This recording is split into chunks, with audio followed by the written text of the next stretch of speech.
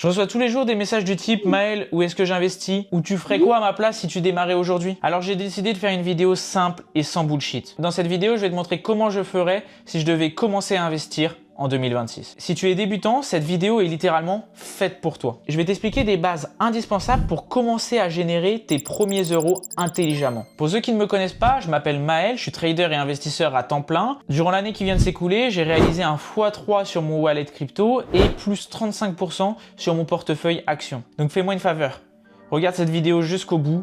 Prends des notes parce que ce que tu peux apprendre dans cette vidéo peut réellement changer ta façon de gérer ton argent en 2026. Pourquoi est-ce qu'il faut investir en 2026? La réponse est simple. Si ton argent reste simplement sur ton compte bancaire, il perd de la valeur chaque année. C'est ce qu'on appelle l'inflation. En France, l'inflation est prévue entre 2 et 3%. On va prendre un exemple concret. En 2015, un Big Mac coûtait 4,50 €. En 2026, il coûte 6,20 €. Si tu avais 10 000 € en 2015, tu pouvais acheter 2200 Big Mac. Actuellement, avec 10 000 €, tu en achètes seulement 1600. Tout ça pour te montrer que tu as perdu 27% de pouvoir d'achat en 10 ans. Sans absolument rien faire, sans prendre de risques, juste en laissant ton argent dormir. À l'inverse, les marchés actions ont historiquement généré de 8 à 10% par an sur le long terme. Ça veut dire une chose, investir permet de faire croître ton patrimoine plus vite que l'inflation. La deuxième raison pour laquelle tu dois investir, c'est les intérêts composés. Et plus tu commences tôt, plus cette mécanique travaille pour toi. Prenons un exemple simple. Tu investis 1000 € avec un rendement moyen de 10% par an. Après un an,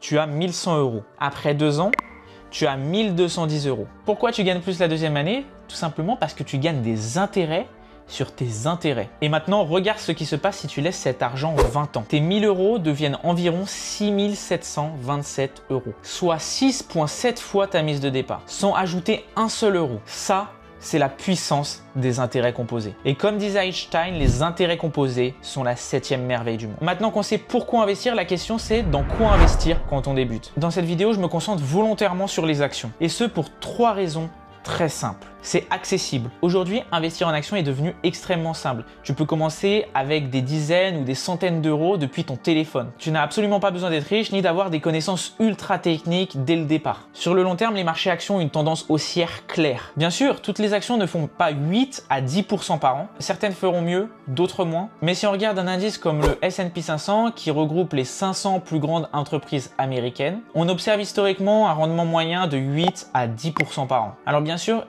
à court terme, il peut y avoir des crashs. Mais historiquement, le S&P 500 s'est toujours relevé. Et sur un horizon long terme, ces baisses ont finalement peu d'impact. La troisième raison, c'est que c'est liquide. Liquide, c'est la facilité avec laquelle tu peux transformer ton investissement en cash. Si tu possèdes une maison et que tu as besoin d'argent, c'est long et compliqué. Il faut la mettre en vente, attendre un acheteur, passer chez le notaire. Ce n'est pas liquide. À l'inverse, une action comme McDonald's ou LVMH, tu peux l'acheter et la revendre le même jour, presque instantanément. Pour te donner un exemple concernant le S&P 500, si tu avais investi 100 € en 1980, tu aurais aujourd'hui 17 000 €. Investir, en réalité, c'est assez simple. La première étape, c'est d'ouvrir un compte chez un courtier, par exemple Trade Republic. Je te parle de cette plateforme en particulier car les frais sont extrêmement bas et c'est très important dans ton investissement. À la fin de cette vidéo, je te montrerai comment ça fonctionne concrètement, pas à pas. Mais avant ça, il faut répondre à une question encore plus importante. Dans quoi investir? Comme on l'a vu précédemment, les 500 plus grandes entreprises américaines sont exactement ce que recherche un investisseur débutant. Le problème, c'est qu'on ne va évidemment pas aller chercher chaque action une par une. Ce serait trop long, trop cher en frais et totalement irréaliste avec un petit capital. À la place, on va utiliser un outil extrêmement puissant, les ETF. Un ETF, c'est tout simplement un panier d'actions. Quand tu achètes un ETF, tu achètes des dizaines, des centaines, voire des milliers d'actions avec un seul investissement. Et ça tombe bien car il y a 3 ETF tout particulièrement intéressants pour débuter.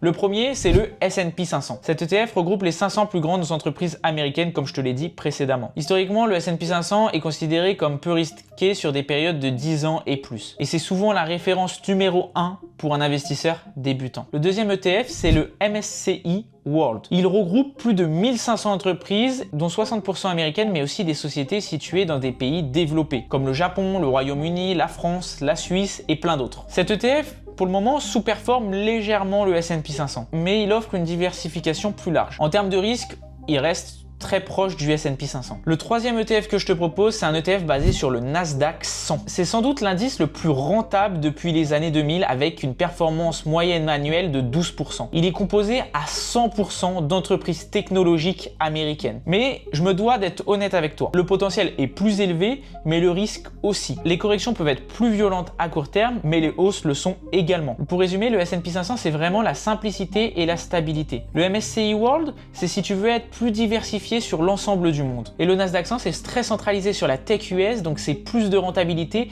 mais également plus de risques. Le choix dépend de ton profil et de ta tolérance au risque. Tu te dis sans doute, c'est bien beau tout ça, mais quand est-ce que je dois commencer à investir? La vérité, quand on est débutant, c'est que le meilleur moment pour investir, c'était hier, et le deuxième meilleur moment, c'est aujourd'hui. Je m'explique. Quand tu débutes et que tu ne veux pas passer des heures à analyser le marché tous les jours, la meilleure stratégie reste le DCA.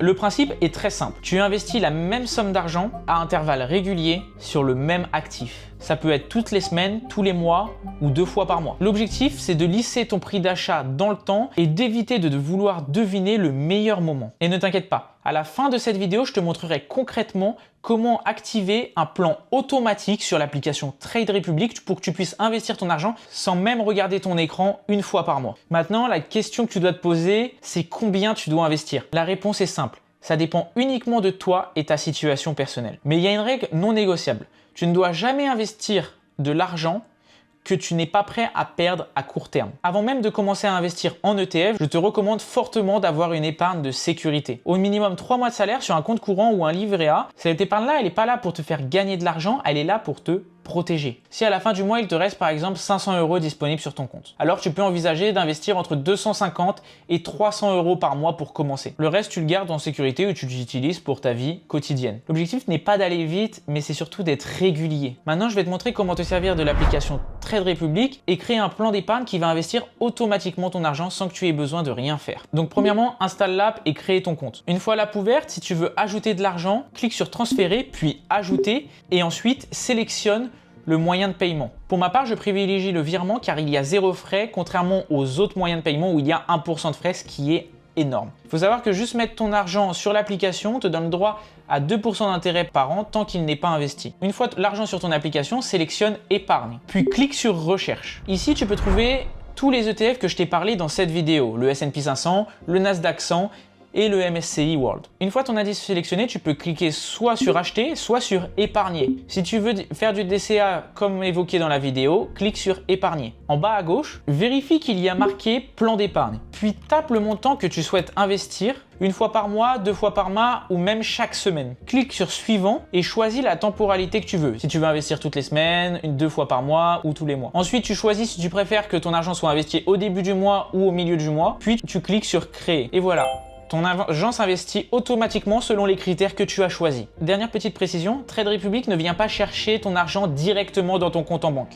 Ils utilisent l'argent que tu as déposé sur l'application. Donc n'hésite pas à paramétrer un virement automatique de ta banque à Trade Republic pour pouvoir avoir les fonds nécessaires sur l'application. Si cette vidéo t'a aidé et tu comprends enfin comment investir intelligemment, la suite est simple. Abonne-toi à cette chaîne. Ici, je partage exactement ce que j'utilise personnellement pour investir. Et si tu veux aller plus loin, tu peux réserver un appel directement avec moi, le lien est en description. Pendant cet appel, on fait le point sur ta situation, tes objectifs et je t'explique comment structurer tes investissements correctement. Alors abonne-toi et réserve ton call si tu veux passer au niveau supérieur. Et moi, je te retrouve très vite dans une prochaine vidéo.